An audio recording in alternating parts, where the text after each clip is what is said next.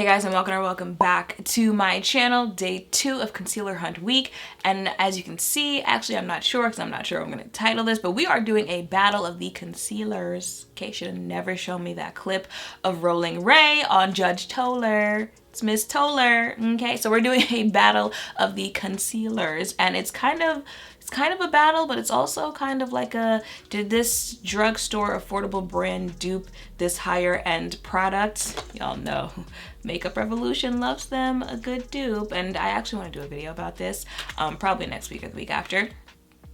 So they came out with this ultimate coverage concealer, and I saw it and I was thinking, like, is this supposed to be like a dupe for the Nars Soft Matte Complete Concealer? I already told you guys I can't find like my original product one of this, so I'm just gonna have to use this sample that I coincidentally enough got in a Sephora package. So let's see what's going on here. So I'm just gonna start with the Nars side. So the Soft Matte Complete Concealer retails for $30.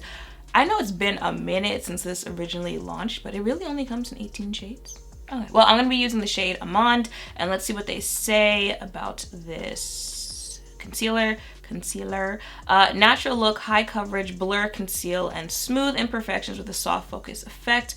Find your matcher. Okay, so I put the product on my hand, and I'm going to put it on my face.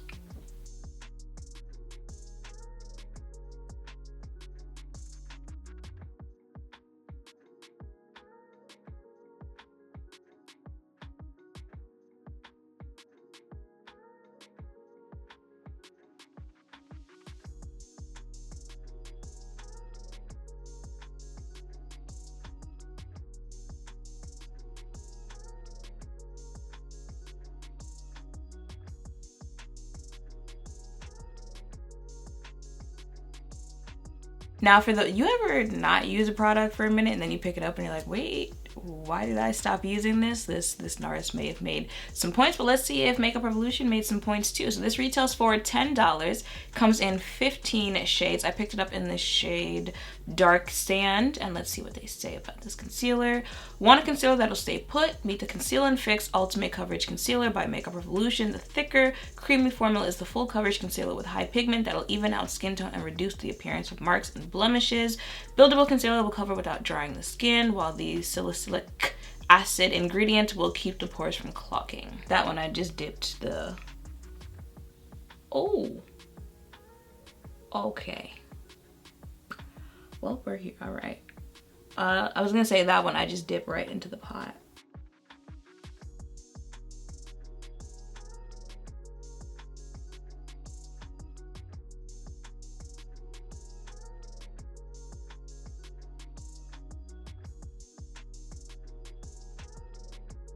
Okay, Nars is definitely creamier and easier to blend out. I'm not sure I'm digging how this Makeup Revolution is looking on my skin. Not the shade, but like the actual formula itself. You know when you don't have certain features, so you test a product out and it feels like that product enhances features you didn't even know you had? That's how I'm feeling. Okay, the shade itself, I'm not necessarily sure where we got like Dark Sand from that. Maybe I'm just used to, you know, like Long Island beaches or something, but okay.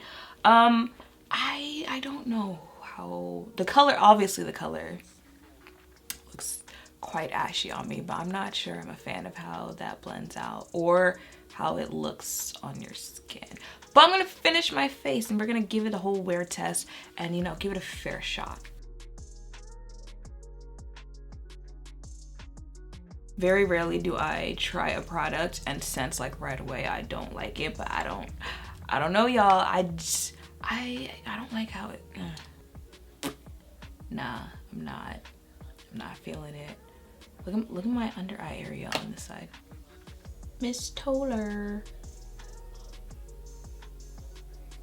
It's Miss Toller. So that is it for my face today. Now look, I know I have a drier Miss Toller. Listen, I'm gonna need you to take a drink every time I say that in this video today, okay? I know I have a drier under eye area, but I could always stick to the concealers that are not going to emphasize that. Do you see this area? I feel like it's literally just sitting there on my skin. Oh, do I need, oh wait, am I even in focus?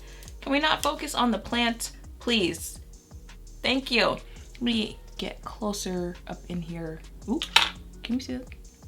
This area? But, you know, we can always look for a bright side. I do feel like, you know, I was able to tone down the Makeup Revolution side so it's not as bright and as yellowish as it was before. But I'm gonna go for the day. It is 12:42. I'm gonna go check back later to see how they hold up against each other. Yeah, I'll see you back later. So I am back. It is 6:42. This is what my face is looking like. I sure did come back with no wig on because, listen, global warming is trying to get us out of here, okay? There's no reason it should be this warm in New York in February. And I'm gonna need y'all to just ignore this little situation that I got going on here. You know, the whole when your lip touches your chin when you're trying to eat thing that I've got going on. But this is what my face is looking like, and can anyone really say that they're surprised by the results? I will say though, despite like this, which is kind of a big this, but like this here, they low-key didn't, okay, I was trying to be nice here because if you guys saw the original video I did on the Nars soft cream, it's not like it's a concealer that wowed me either. It's a little too cream for me, especially right now since I'm using the Born to Glow foundation. It's not mattifying itself.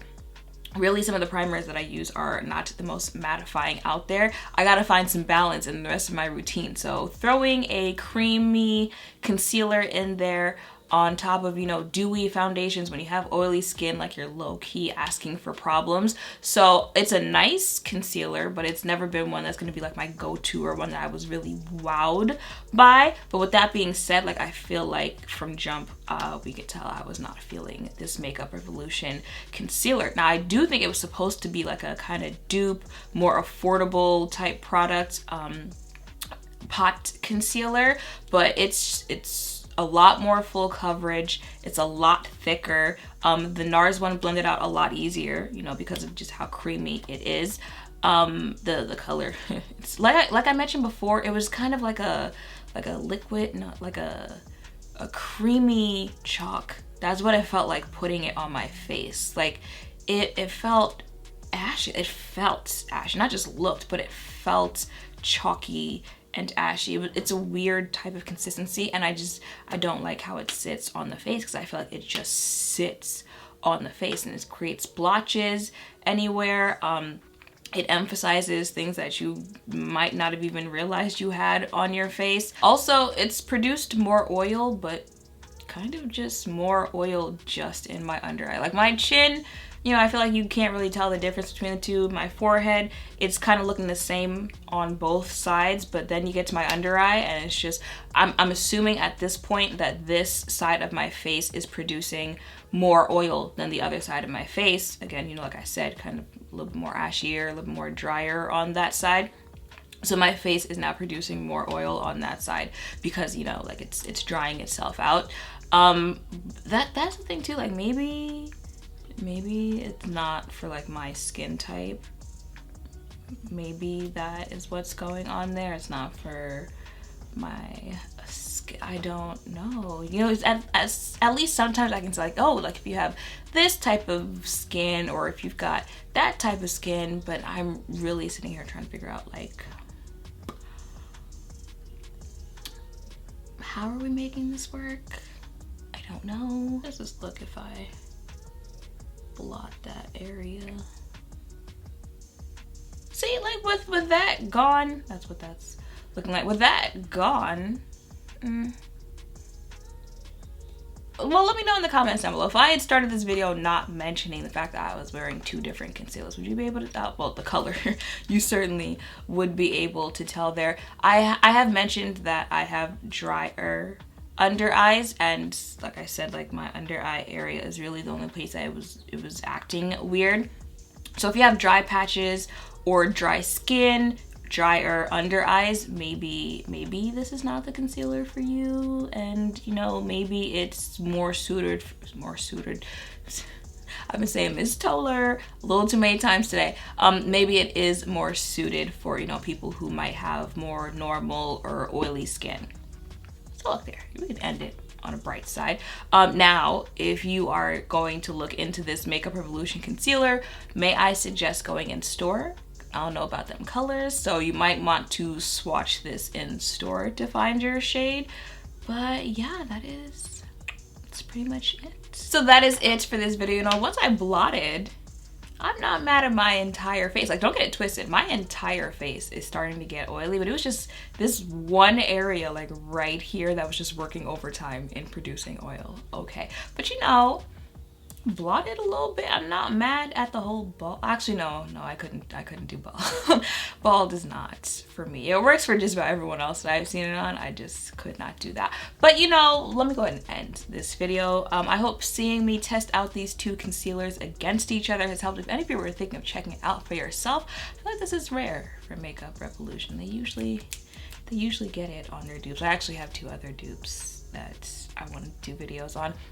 So those will be coming soon, but I hope seeing this one helped. Make sure to thumbs up, comment, and subscribe down below. Thank you all for watching. I will see you in the next one.